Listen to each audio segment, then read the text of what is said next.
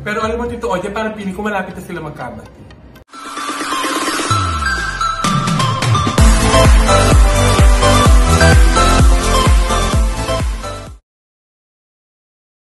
Pero alam mo, Tito Oye, parang piling ko malapit na sila magkabati. Tulad nito, sino bang ayaw, di ba, na magkatuluyan ng katben? Ay, maraming may gusto. Maraming may gusto. Pero marami rin may ayaw, ha? Marami rin may ayaw kasi may katbel din. Oo. Meron pa rin mga may ayaw. Yes, buo pa rin ang kanilang pag-asa na one day, magkakabalikan ang katbel. Pero mukhang hindi na nga.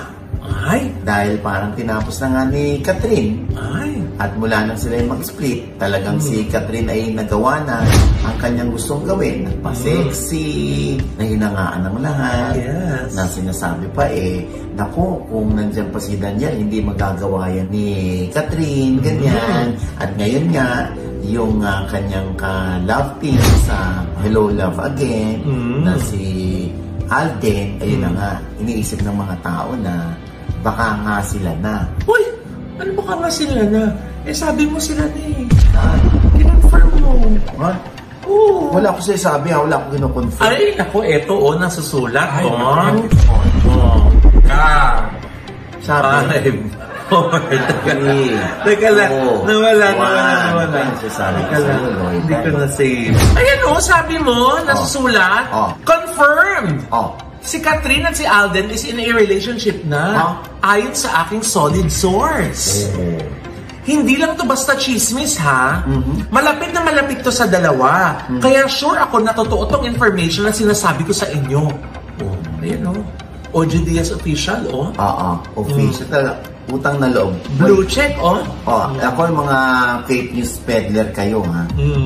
Utang na loob. Wala po akong handle o username na OGDS official at may blue check pa. Wala po akong ganito. Ha? Yes. Hindi ikaw yan? Hindi. Grabe na talaga. Ang meron ako ay sa fan page, meron po akong OGDS. Kasi OGDS. At yung aking personal page ay OGDS. At meron akong OGDS TV. At meron din akong OGDS Showbiz Update. Yan po yan. Walang OGDS official. Kaya utang na loob, hindi po ako to.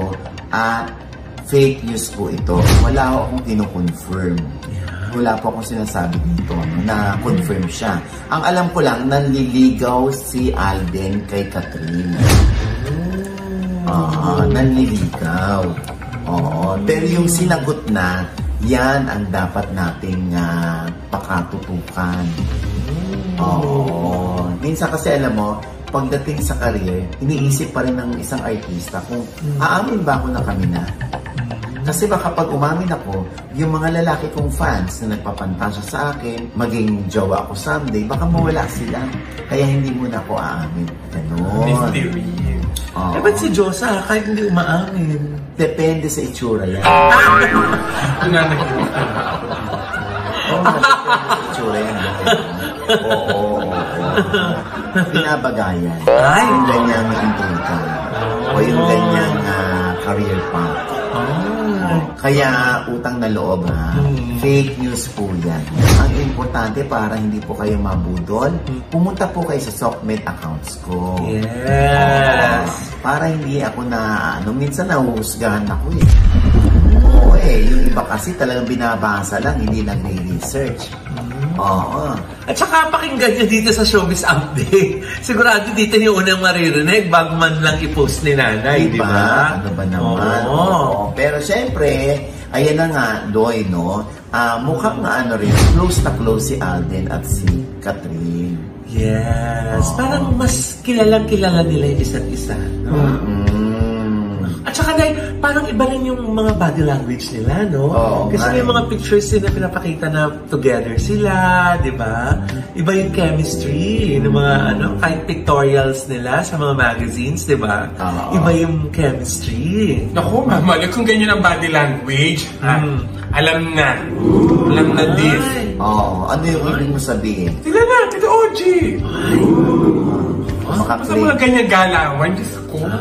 Pinagdaanan ko na yan. Kaya siya po ang nagsabi. Yes. Siya po naku, lagot ka sa mga fans. Hindi na. Pinangungunahan mo. Oo. Sobrang naman kasi si Alden makalambing age. Ay. Sobrang respetado sa babae. Kaya tuloy, parang silang-sila na talaga.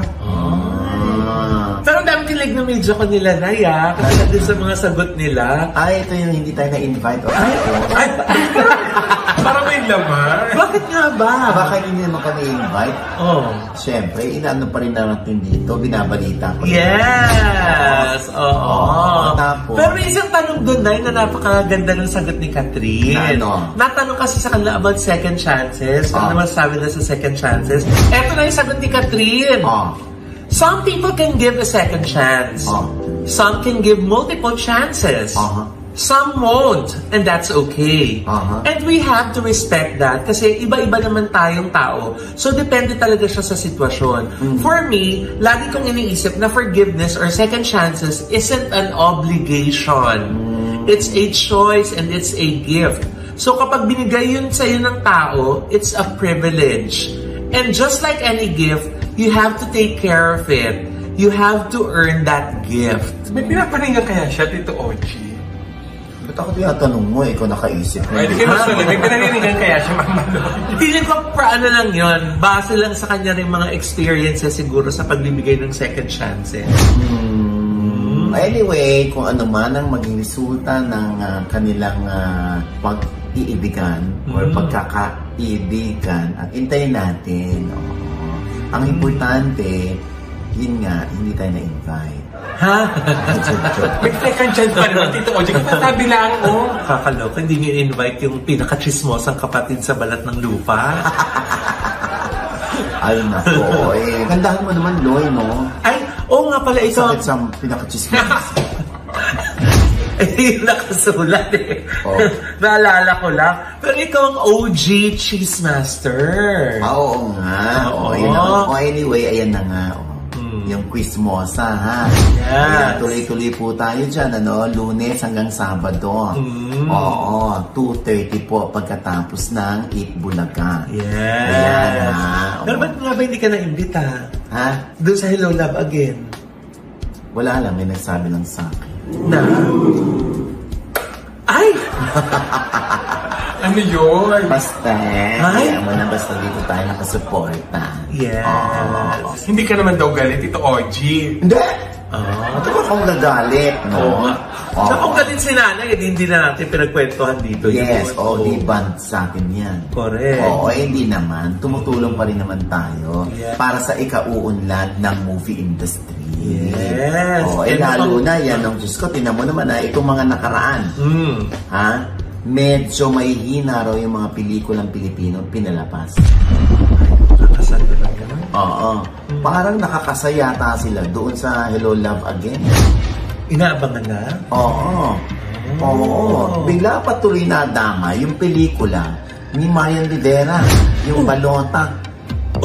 Na paano? Imagine mo, Diyos ko, hindi naman ikumpara yung kinikita o yung ginugross everyday ng Balota starring Marian Rivera doon sa kinita ng Rewind. Ay, parang hindi naman yata yung comparison na kasi hindi naman festival season ngayon. Exactly. Kasi yung iba, sinasabi, alatsamba lang ni Marian Rivera yung Rewind, kaya nag-box office hit. Samantalang itong Balota niya, ay, ayun nga, hindi naman daw kumita. Nakakaloka mga tao ngayon, hindi mo ma-spelling, hindi mo maintindihan, di ba? Pagka ganyan, dapat supportahan natin yung mga pelikula. Correct. Huwag na yung biglang may mga magsasabi pa. Kasi pinaghahandaan yung movie ni Catherine.